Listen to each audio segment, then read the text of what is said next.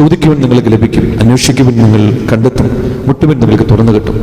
അപ്പോൾ ഒരു അപ്പൻ്റെ അടുത്ത് വന്ന് ഒരു മക്കൾ ചോദിച്ചു കഴിഞ്ഞാൽ ആ മക്കൾക്ക് എന്താണ് കൊടുക്കാതിരിക്കുക? അത് അപ്പൻ്റെ ഒരു വാത്സല്യവും സ്നേഹവുമാണ്. അതുകൊണ്ട് സ്വർഗസ്ഥനായ പിതാവ് എന്ന് വിളിച്ചുകൊണ്ട് ഓരോ പ്രാവശ്യവും നമ്മൾ പ്രാർത്ഥിക്കുമ്പോൾ നമുക്ക് ആവശ്യമായിട്ടുള്ളതെല്ലാം പിതാവ് നമുക്ക് നൽകും.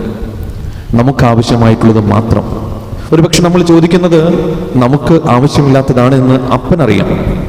അപ്പോൾ നമുക്ക് തരില്ല. അപ്പോൾ നമ്മൾ അപ്പനെ എതിരെ പിറുപിറുക്കാൻ തുടങ്ങും. കുട്ടികളെ പോലെ നമ്മൾ വാശി പിടിക്കാൻ തുടങ്ങും. സത്യത്തിൽ അവിടെയാണ് നമ്മൾ അപ്പനിൽ നിന്ന് അകന്നു പോകുന്നത്. അത് നമ്മുടെ കുടുംബത്തിലും അങ്ങനെയൊക്കെ തന്നെ. അപ്പോൾ അപ്പനോടുള്ള ബന്ധത്തിൽ വളരുക എന്നുള്ളതാണ് ഏറ്റവും പ്രധാനപ്പെട്ടത്. നമുക്ക് നന്മയായിട്ടുള്ളത് മാത്രം എന്നും ആഗ്രഹിക്കുന്ന അപ്പൻ്റെ സ്നേഹവും വാത്സല്യവും അത് കുടുംബത്തിലും അത് സ്വർഗീയ പിതാവിലും കണ്ടെത്തുമ്പോഴാണ് യഥാർത്ഥത്തിലുള്ള ആത്മീയമായ വളർച്ച നമുക്കുണ്ടാവുകയുള്ളൂ. അതിനായി നമുക്ക് പ്രാർത്ഥിക്കാം.